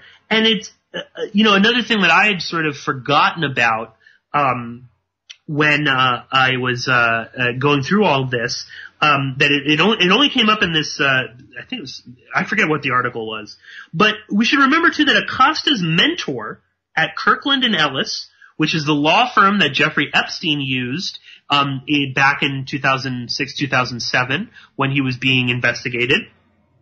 And that's Kirkland & Ellis, of course, is also the law firm that Conchita Sarnoff uses for what I believe is a bogus charity that she runs for sexually trafficked children. Same law firm as Epstein, no conflict of interest there. But when Acosta's mentor when he was at Kirkland & Ellis was one of Epstein's main lawyers, Ken Starr. Okay? That Ken Starr, of course, of Monica Lewinsky fame. And Monica Lewinsky was just in the news recently, talking about Fox News. So, lots of great synchronicity here. So, again, keep all of this in mind, that we've got the same lawyers, working together. We've got the same law firms representing all of these people. So, a lot there. But, taking a step back from all of this is fascinating. Where the hell is Maxwell? Does anybody know? How will this impact the case? Okay. Now, building on that, actually, before we get there, one other quick thing on Sarnoff. In the Daily Caller article where Sarnoff alleges that Maxwell is missing, or that her lawyers aren't aware of where she is, she also brings up the Jane Doe 43 case, and she names Jane Doe 43. She gives the names. It's South African born. I'm not gonna broadcast this woman's name. I mean, it's out there now, but I'm not going to do that. To my knowledge, this is the first time that her identity has been revealed. And I don't know if this is because it's such an obscure case that nobody is paying attention, that maybe this woman's name has been out there previously, so Sarnoff feels like it's fine to reveal this identity, but that's pretty crazy. And I would assume that's got to be illegal. Especially when we're talking about, sexual abuse victims, rape victims, things like that. The media is not supposed to, broadcast who these people are. They're not supposed to publish the name of a person who is, who has allegations against somebody that they were sexually abused or raped or things like that. Now, I did do a little bit of digging with the name, and I did see something, some stuff in some older court documents. I really kind of have to double check that because it wasn't like it didn't look like the most reputable of websites, but it looked like they had a PDF from a previous court document involving Epstein, where there was a South African woman who I believe was a material witness against Epstein at one point, and she was named there. Now, it's possible that these are two different people. It totally conceivable that there were multiple victims from South Africa that Epstein had become involved with. But again, this is, I think, sort of goes towards demonstrating the character of Conchita Sarnoff. This woman who claims to be the vanguard of sexually abused children, who is the crusader against Epstein, reveals the identity of a woman who is alleging some pretty horrific stuff against Jeffrey Epstein. And she's just naming who this person is. So now, of course, I mean, if you were paying attention to this, if you're following this, I'm sure you can do a, search on Facebook or Instagram, Twitter, and see who this person is. It's very easy in this day and age. And I was really shocked that this went completely unnoticed, that nobody seemed to bat an eye at this. Even though, for all intents and I believe in the article, I have to double check it again, that, she's talking about that this is a Jane Doe case, that we don't know the identity. I think she says like Jane Doe 43, aka so-and-so from South Africa. Why even do that? again, if you're supposed to be the good guy in all of this, why are you revealing the identity of this person? And hold on, I just got to take a sip of water here before we continue. Now, well, I'm just seeing quickly before we dive in, because there's a little bit more. I'm seeing a question in the chat room from good friend of the show, Jenny. Is there anyone other than you and Ed, and maybe that guy from Palm Springs who you've had on, who's consistently following this? There isn't, is there? Not really. I mean, there are definitely other people that, Robert Morrow, who's, kind of an interesting character. He was following this from the very beginning, and he has followed this. He wrote that book, Clinton's War on Women, with Roger Stone. It's a little questionable. I do know Robert Morrow has seemed to actually kind of distance himself from Roger Stone and has called out Roger Stone, as far as I know. And Morrow is sort of a bizarre character. I do kind of like him because he's so brash and kind of in your face, and he doesn't really care what other people think of him. He has followed this, and he does, I think he has some sources, or he definitely knows people who know people who have some knowledge of this case. And to Robert Morrow's credit, in between tweets of anime girls with huge breasts, he was also one of the few people that really brought notice of the rape allegations against Donald Trump and Jeffrey Epstein. This is involving this woman whose identity was also revealed, Katie Johnston. So Robert Morrow follows it as well. Is a little bit cruder when it comes to it. But other than that, I mean, there really aren't anybody else that I can think of that follows it with any sort of degree of professionalism, maybe. You can look at like this idiot's I forget, the George Webb, who I've talked about on the show before, is a total, he's not a shill. He's a complete fucking idiot. He talks about Epstein, but always in this, that Epstein is part of some sort of organ trafficking scheme involving DynCorp and the State Department. And, there are people like that talk about it. But people that are like following the case as it unfolds, no. That's the short answer there, Jenny. But kind of going back to the Jane Doe 43 for a minute, because there's also been some interesting developments with that, and I think that these also kind of tie into the Guafiri case as well. So as I mentioned, there are these rumors that David Boies is pushing Guafiri to settle, and as far as I know, no one on her legal team has publicly stated this. This is, again, an insider who told Richard Johnson at the New York Post gossip column that this is happening. And then we've got Jane Doe 43 filing a motion for the extension of time to effectuate service on Ghislaine Maxwell. So what's going on within the Jane Doe 43 case? Something I've talked about before. Couple things. So I went, I went to Pacer and checked out the case. Interesting thing. Epstein and Leslie Groff, who is, again, one of the other defendants in that case, one of the other people who Jane Doe 43 is naming as being part of what she describes as a sophisticated sexual trafficking enterprise. Leslie Groff and Epstein have the same lawyers. So they're both being represented by Justin Y.K. Chu and Michael Campion Miller. And they're both from the law firm of Steptoe and Johnson.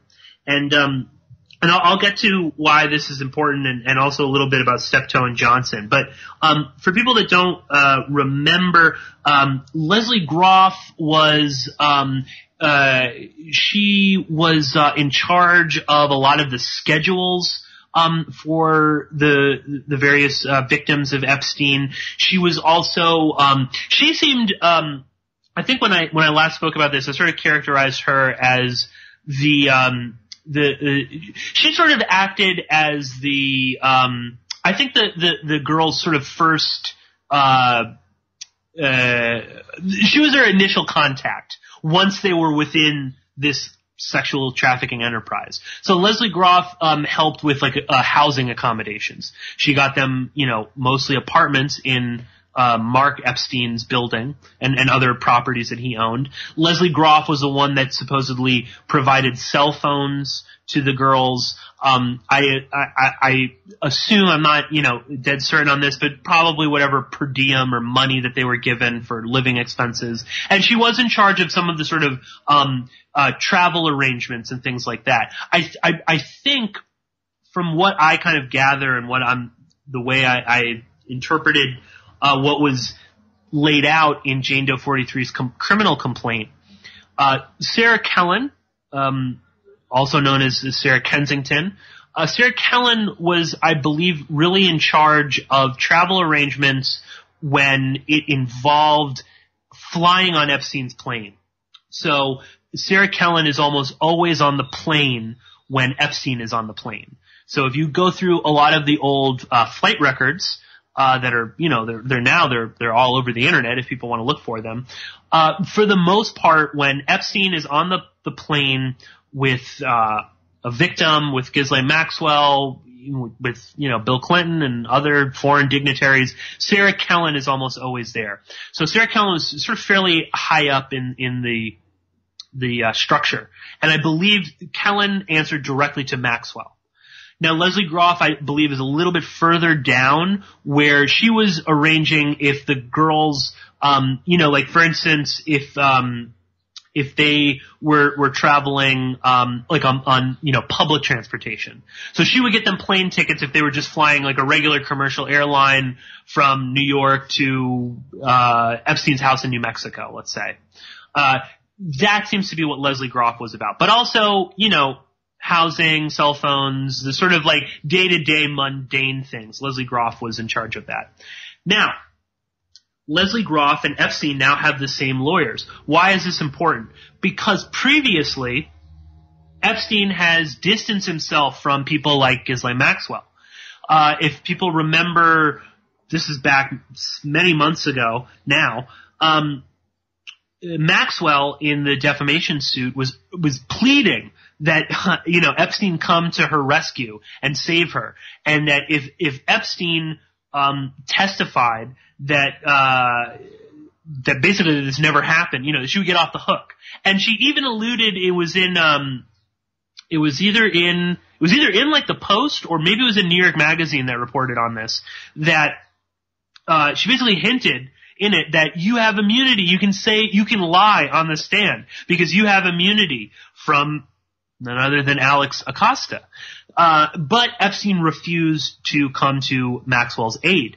And thus far, he has done the same in the Guafiri defamation suit. Now, Epstein, most of the motions that he's filing basically are motions to, preclude him from being involved in the case, not to save Maxwell's ass. Now, that's interesting because, again, Maxwell and Epstein were lovers for many, many years. They were close friends. Maxwell, Epstein, and Trump, all used to hang out together. There's a famous picture of Maxwell and Trump back in the 90s, I believe. And they were obviously intimately involved in whatever this much larger trafficking enterprise was. Yet Epstein has thrown her to the wolves. So it's interesting to see that he has aligned himself with Leslie Groff. This is important because next to that, Epstein kind of tries to maintain almost this like distance from Maxwell to the point where it's like they don't have anything to do with one another. That whatever Maxwell was doing with Guafiri and others, Epstein wasn't aware of it. And Epstein, if you read through his own lawyer's accounts of all of this, if you go back, I think this is like all the way back to, again, 2006, 6, 2007, during the federal investigation into this. Epstein's lawyers claim that, well, yes, of course he was, getting massages, but he never knew they were underage. That this was really all Maxwell and others who were procuring these girls, and they knew they were underage, but Epstein never did. And Epstein himself never actually, contacted these girls. They came to him. So, he's not really guilty of, soliciting underage prostitutes, whatever bullshit, legalese that they've been using, to get out of this. It was really all the Maxwell and others. So the fact that he is, in cahoots with Leslie Groff is really important, because now we're seeing that, Epstein is when pushed up, into a corner, he's reaching for Leslie Groff. That's a big development, in that prior to this, Epstein has really wanted very little to do with any of the people that used to, or probably still do, work for him, like Ghislaine Maxwell. And again, who is Leslie Groff to Epstein? Obviously, I think what this also illustrates is that Epstein still has control over some of these people. I think with the case of Maxwell, she's too high profile, perhaps. And he can't be seen to be in any sort of collusion with her. But Leslie Groff is fine. And it's also important to note that there have been several motions put forth by Epstein, Groff, and Sarah Kellen in the Jane Doe 43 case, in which they say that really this girl's got no standing, that it should be thrown out. They're talking about, does the Southern District of New York even have jurisdiction? They're claiming that no crime was actually committed, that she hasn't laid out a crime or anything like that. So the three of them are obviously still talking to one another. That's important. Maxwell and Epstein, I really don't think they have any contact, or else Maxwell wouldn't be, speaking to him through a news article, like in the Post or in New York Magazine. So he's still in contact with these other people, which also leads me to believe that they're still operating, obviously, but I think this is more proof that they are still operating, that this is still ongoing, and that they are all, now they're trying to protect their asses. Forget Maxwell. She's dead to us, that's the mentality there.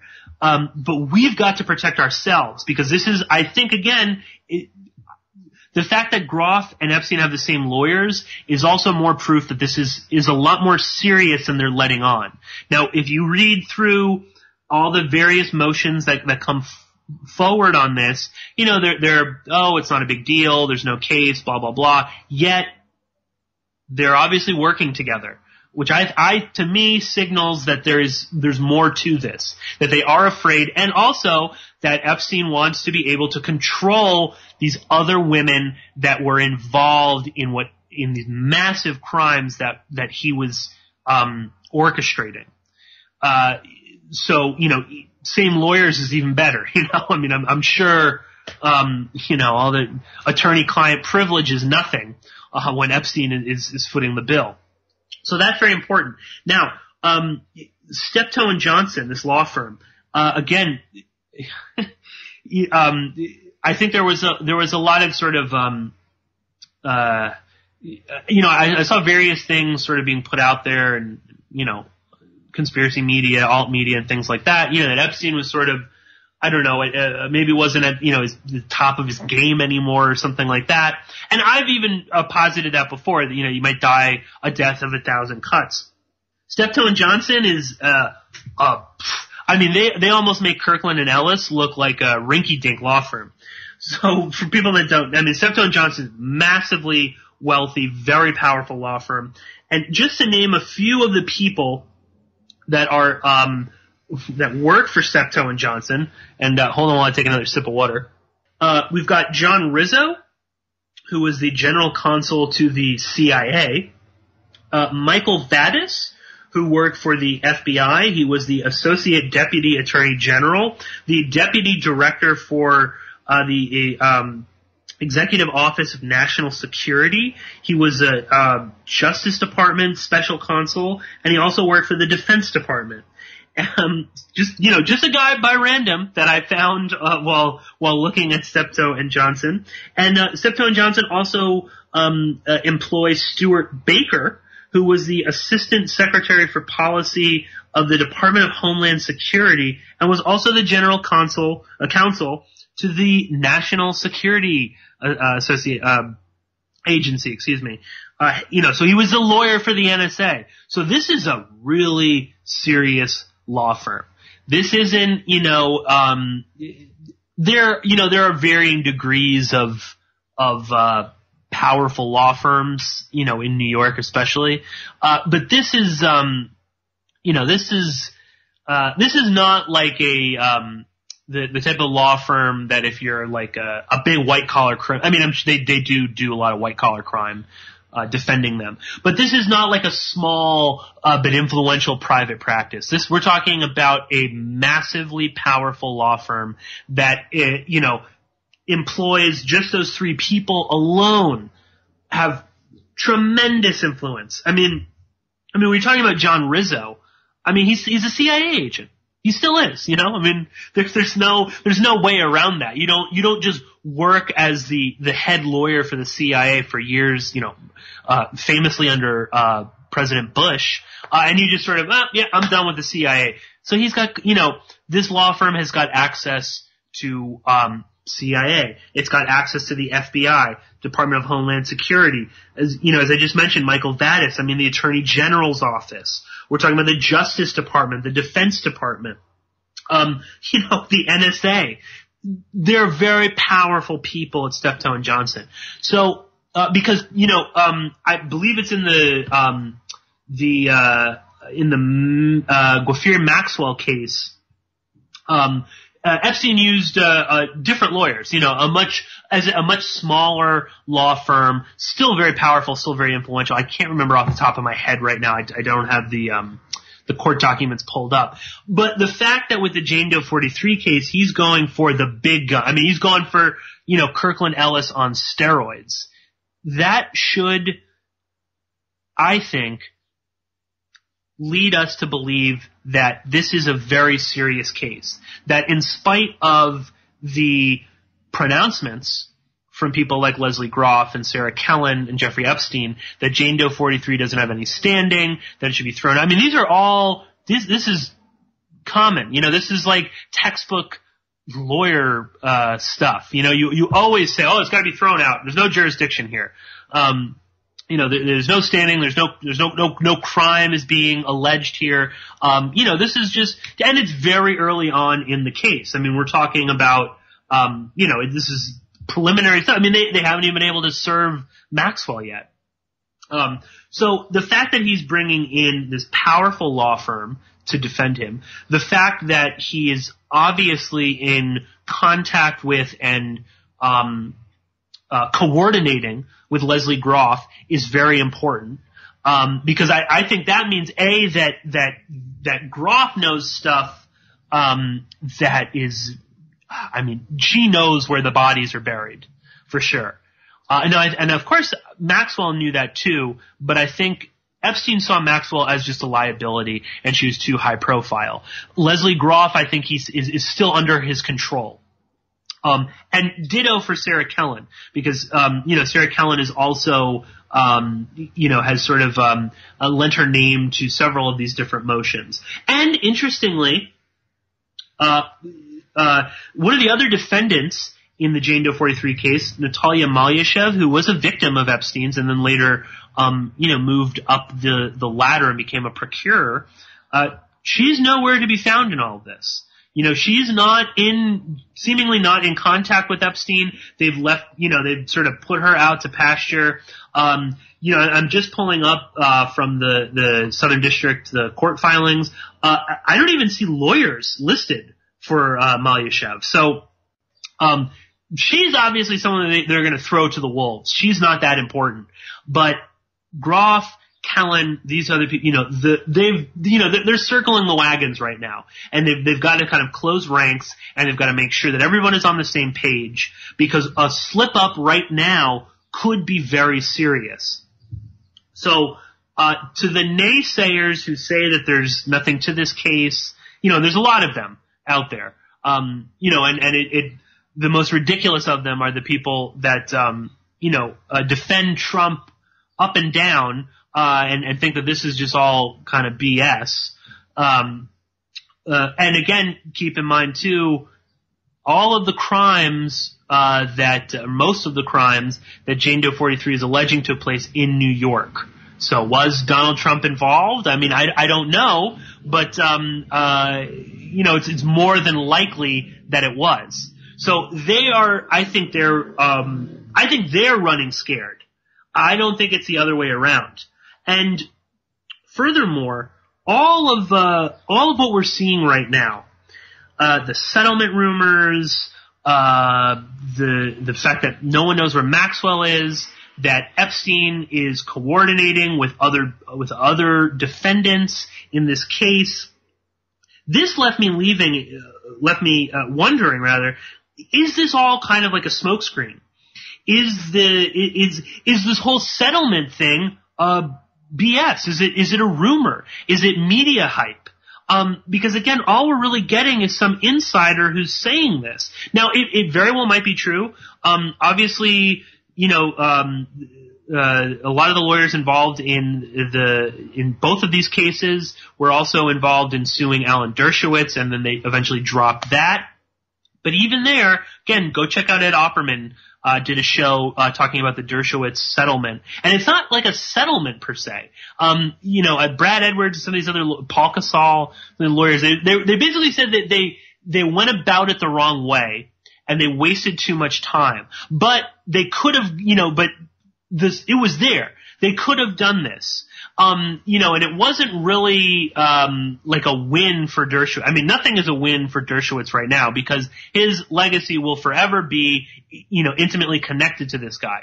And again, in the Guafiri-Maxwell defamation suit, Dershowitz continually files these motions talking about how wonderful Mike Cernovich is, and how Cernovich Media is, we just want to applaud them and join their great fight to release the statements, disproving everything that Virginia Guafiri is stating. So, again, keep that in mind. That's what Cernovich is about. He's not about getting documents proving that Epstein was involved in this, or that Maxwell was involved in this. No. What he wants to do is he wants to release documents stating that she's a liar.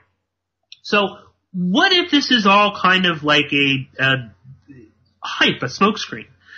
That's one possibility. And I think the fact that allegedly nobody knows where Ghislaine Maxwell is, she's obviously running scared.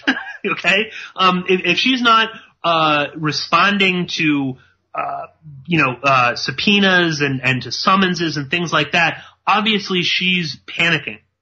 So and if she is, because okay, look, if Jane Doe 43 can't find her, then obviously the lawyers in the Guafiri case involved in that defamation suit, then they probably can't find her.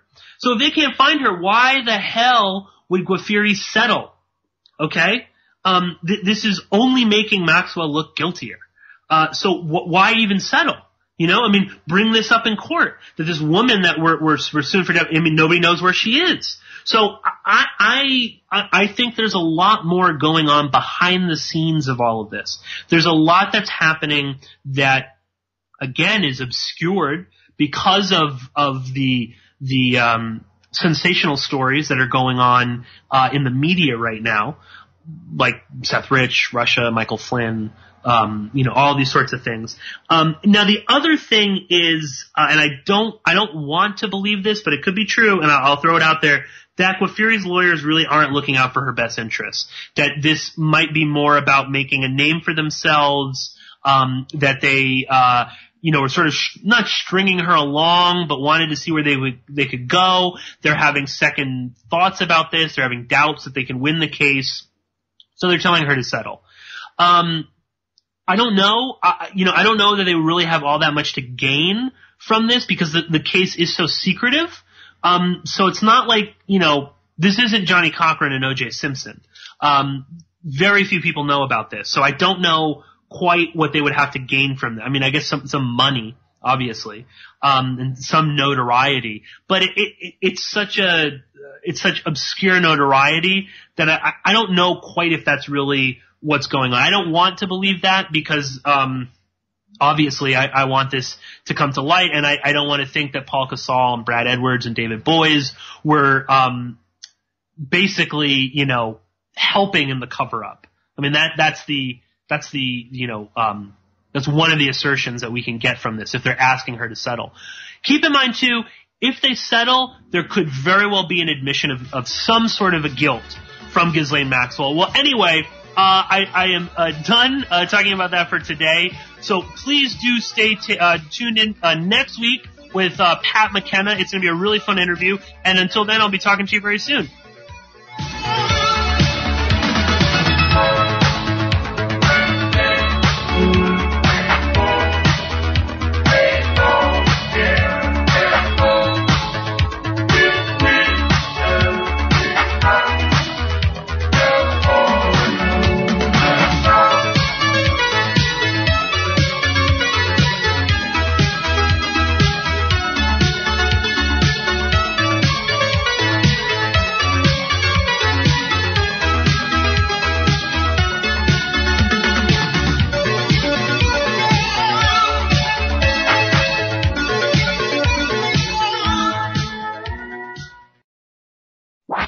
News and information you can trust. This is American Freedom Radio. Freedom, American Freedom Radio. American Freedom Radio. And I hope people support American Freedom Radio. And I hope people vote with their dollars and really understand the value of having American Freedom Radio. Because that's my family. If you love me at all, Jack Blood, support American Freedom Radio. Like, my family has literally disowned me. American Freedom Radio, Danny and Don and those guys, those are my actual family. So please support these guys because they have all the technology, they have all these great things that they're going to do, but obviously they can't do it all by themselves. So not only would I like to see you support them, I'd like to see you retweet them and repost them and really get involved and get on the bandwagon, so to speak, on doing that do-it-yourself promotion, because they're a do-it-yourself radio network, and we just need that so much. Nutritious food is real body armor. It builds muscle, burns fat, improves digestion, and feeds the entire body the nutrients it needs. Did you know the U.S. government banned the hemp plant from growing in the United States and classified it as a Schedule I drug to hide it behind the marijuana plant? People have been confused about this plant for over 80 years, and many still don't know what hemp is. So now you know hemp is not marijuana, and marijuana is not hemp. They are different varieties of the same species. HempUSA.org wants the world to know these basic facts and to help people understand that hemp protein powder is the best kept health secret you need to know about. Remember, hemp protein powder contains 53% protein, is gluten-free, anti-inflammatory, non-GMO, and is loaded with nutrients. Call 888-910-4367, 888-910-4367, and see what our powder, seeds, and oil can do for you. Only at HempUSA.org. We all know that they're not telling us the truth. So stand up for your rights, demand the real medicine, and your right to use it and grow it. This is Rick Simpson, and you're listening to American Freedom Radio.